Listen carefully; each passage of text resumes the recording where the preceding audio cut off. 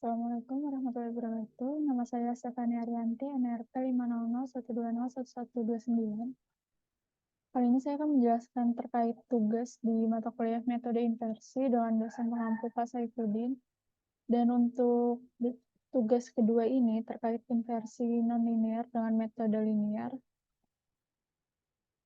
Dari tugas ini sudah dibagikan sebuah modul yang berisi beberapa penjelasan terkait inversi nonlinear dengan metode linear, dan juga tersedia beberapa source code seperti matriks Jacobian dari model inversi, pemodelan ke depan, algoritma inversi data SP dengan pendekatan linear, dan juga uji coba dari metode inversi itu sendiri. Nah, untuk tugas kali ini, soal pertama itu mengubah inisial awal dan catat masing-masing hasil akhir dari inversi tersebut. Nah, parameter model dan RMSE-nya ini juga dicatat. Nah, berikut adalah source code dari perubahan inisial yang akan digunakan.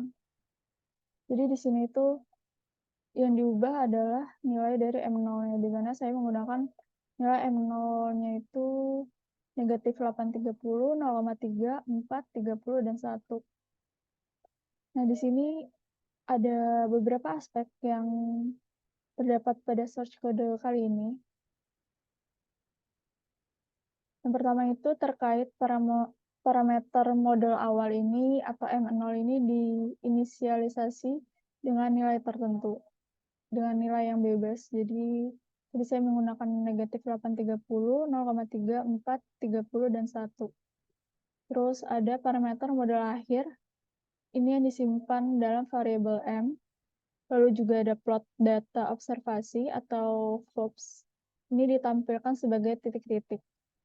Nah, untuk plot dari hasilnya, untuk plot hasil pemodelan awal ini menggunakan parameter model awal yang ditampilkan sebagai garis merah putus-putus. Lalu untuk plot yang hasil pemodelan akhir, ini menggunakan parameter model akhir ditampilkan sebagai garis biru warna solid.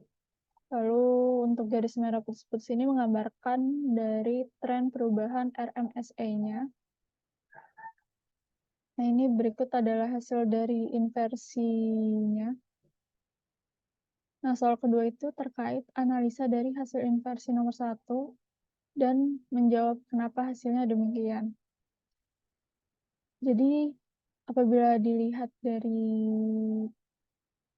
hasil inversinya, jika hasil inversi konvergen dengan baik, ini menunjukkan bahwa algoritma inversi cukup stabil dan dapat konvergen ke solusi yang baik, meskipun dengan inisialisasi yang jauh dari solusi sebenarnya. Namun, jika hasil inversi tidak konvergen atau konvergen ke solusi yang tidak memuaskan, ini dapat menunjukkan bahwa algoritma inversi bersifat sensitif terhadap inisialisasi parameter dan pemilihan dari M0 yang lebih dekat dengan solusi yang sebenarnya diperlukan.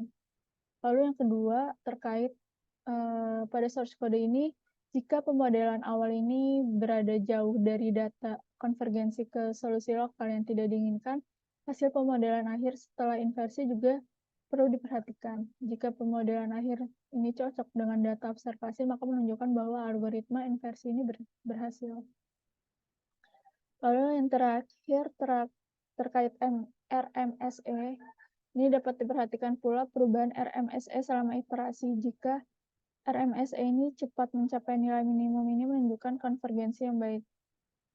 Begitupun sebaliknya, jika RMSE ini tidak mencapai nilai minimum atau fluktuatif, maka bisa menunjukkan masalah dari konvergensinya.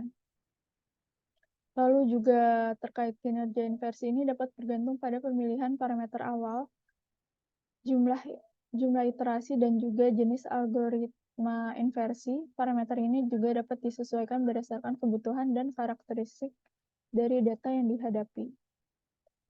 Selanjutnya, nomor 3, ini terkait menambahkan noise sebesar 5% pada data sintetik, lalu dibandingkan dengan sebelum ditambahkan noise serta analisa hasil inversinya. Nah, berikut adalah source code yang saya gunakan untuk nomor 3 kali ini. Jadi di sini ada memasukkan iterasi terkait uji data sintetik, lalu menambahkan noise 5%-nya, baru diakhiri dengan visualisasi dari hasil inversinya. Nah, berikut adalah hasil inversi dengan noise 5%. Untuk terkait analisa hasil inversi dengan noise 5% dan tanpa noise, dalam kondisi ideal, hasil inversi dengan data tanpa noise akan memberikan perkiraan parameter model yang lebih akurat karena tidak terdapat ketidakpastian atau biasa disebut noise.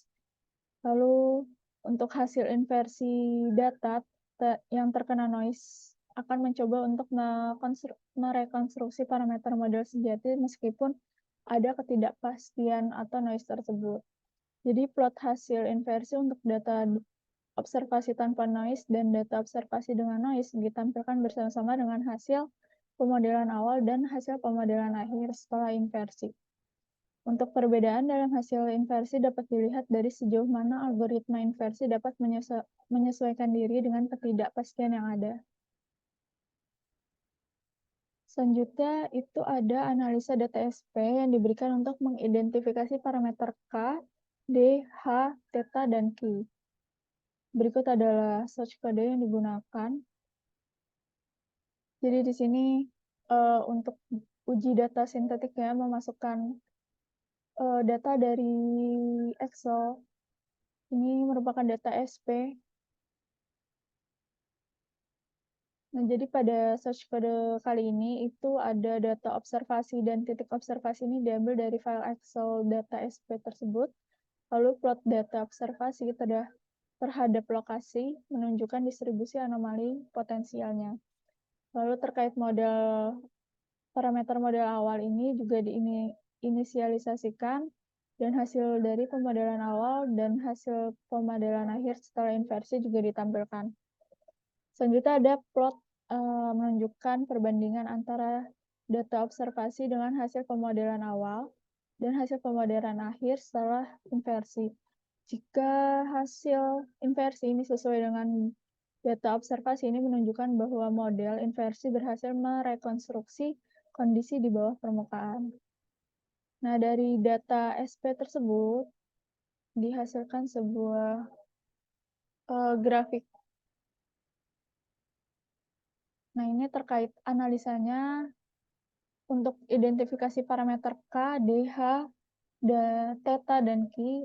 Jadi untuk K ini adalah konstanta untuk menentukan skala atau amplitudo dari anomali SP. Jadi nilai K ini yang tinggi akan menghasilkan anomali SP yang tinggi pula. Lalu ada parameter D atau offset, ini menentukan posisi horizontal dari sumber atau target. Dan untuk perubahan D ini akan mempengaruhi distribusi spasial dari anomali SP. Selanjutnya ada parameter H, ini merupakan kedalaman untuk menentukan kedalaman dari sumber atau target tersebut. Untuk perubahan H ini akan mempengaruhi distribusi spasial dari anomali SP juga. Selanjutnya ada parameter theta, ini menunjukkan sudut untuk menentukan orientasi dari sumber atau target tersebut. Perubahan theta ini akan memutar dan mempengaruhi bentuk dari anomali SP. Yang terakhir ada parameter Q, ini merupakan eksponen untuk mengontrol penurunan kekuatan anomali SP seiring dengan jarak dari sumber atau target. Nilai Q ini yang rendah akan menyebabkan penurunan yang lebih cepat pula. Oke, begitu sekian dari saya terkait tugas 2 ini, kurang lebihnya mohon maaf. Wassalamualaikum warahmatullahi wabarakatuh.